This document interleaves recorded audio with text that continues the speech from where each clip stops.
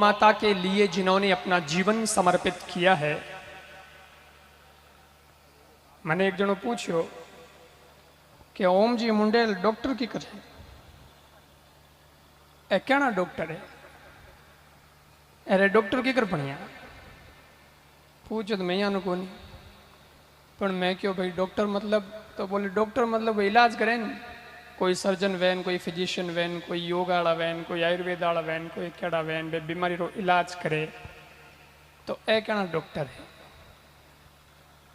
तो मैं क्यों ए गया रहा वेला तो कि गया वाला तो वे वेटनरी डॉक्टर कह बोले तो बोनी भी एक अलग पोस्ट है एक यार डॉक्टर है जन मैं क्यों ए डॉक्टर है अलग गया तो खैर है ही है लेकिन जका गयोरी जमी दाब ले जका की गड़बड़ कर दे बे बीमार है पौनो इलाज करने वाले डॉक्टर है।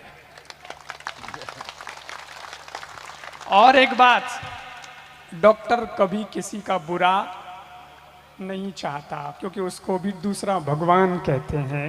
तो जो जिस इलाज तो करना पड़े भाई बीमारी मोटी हो जाएगी लेकिन इंजेक्शन भी इसलिए दिया जाता है कि अगला ठीक हो जाए।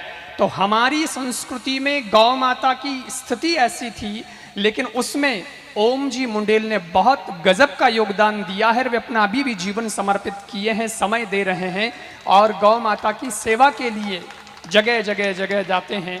नींद भी इनकी पूरी नहीं होती है कई बार इसके चक्कर में इनको खुद को भी हॉस्पिटल जाना पड़ता है।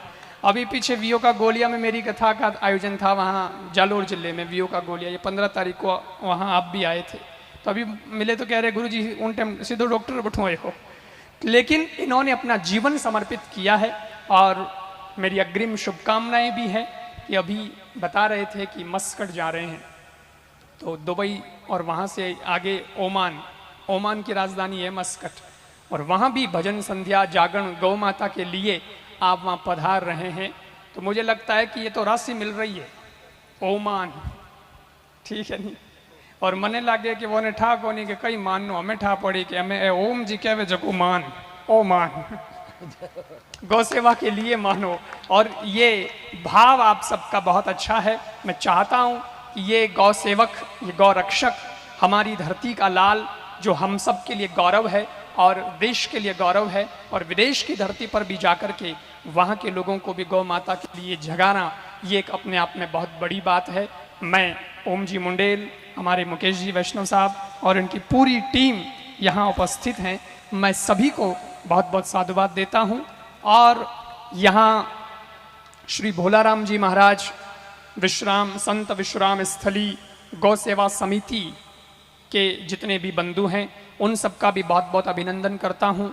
यहाँ कामधेनु सेवा समिति के बंधु भी बहुत आए उनका भी सबका बहुत बहुत अभिनंदन। जितने भी युवा बैठे हैं पितातुल्य बुजुर्ग बैठे हैं मातृशक्ति बैठी है आप सबका बालक बालिकाएं बच्चे सभी का मैं बहुत बहुत अभिनंदन करता हूँ सबका बहुत बहुत स्वागत करता हूँ। सज्जनों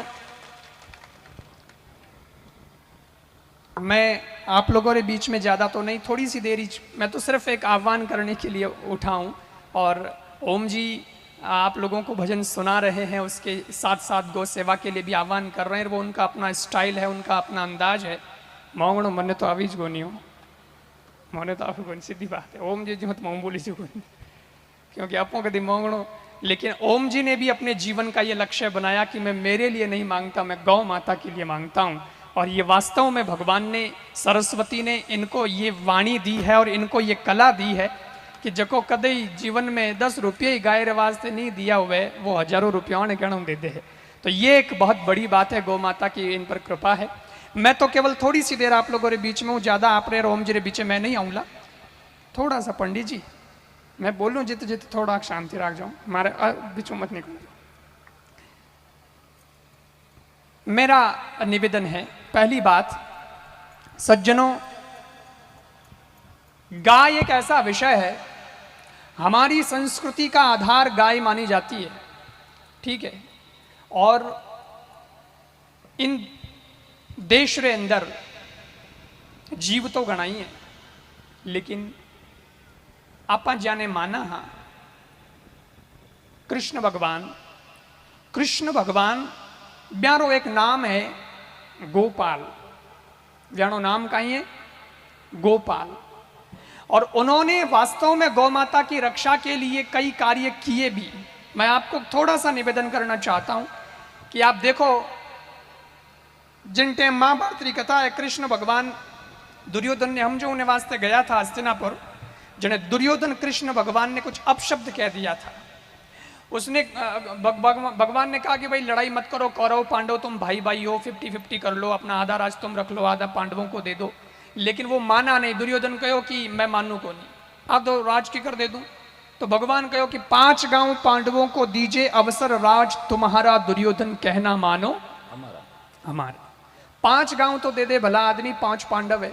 लेकिन तो भी दुर्योधन, उसने कहा कि 5 गांव की बात करते हो, मैं सुई की नोक के बराबर भी जमीन देने के लिए तैयार नहीं हूं।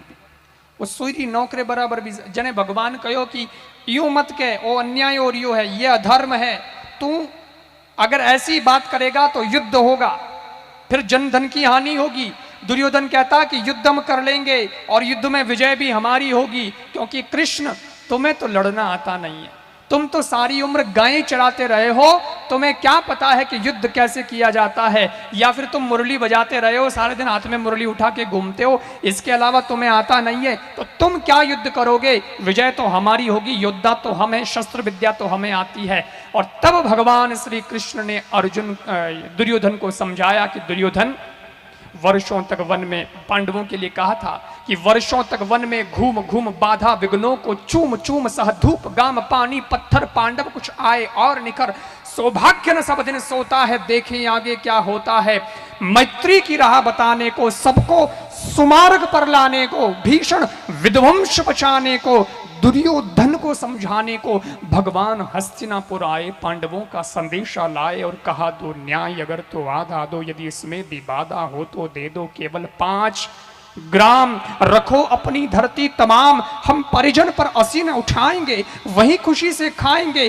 किंतु वह भी दुर्योधन दे न सका, आशीष समाज की ले न सका, उल्टे हरि को बांधने चला, जो था असाध्य साधने चला। तब हरि ने भीषण हुंकार किया, अपना स्वरूप विस्तार किया, तब हाहाकार कर भगवान बोले, तब डगमग डगमग दिग्गज डोले, कुपित हो भगवान बोले, जंजीर बढ़ाकर सांध मुझे, हा हा दुर्योधन बांध मुझे, सब जन्म मुझी से पाते हैं, फिर लौट मुझी में आते हैं।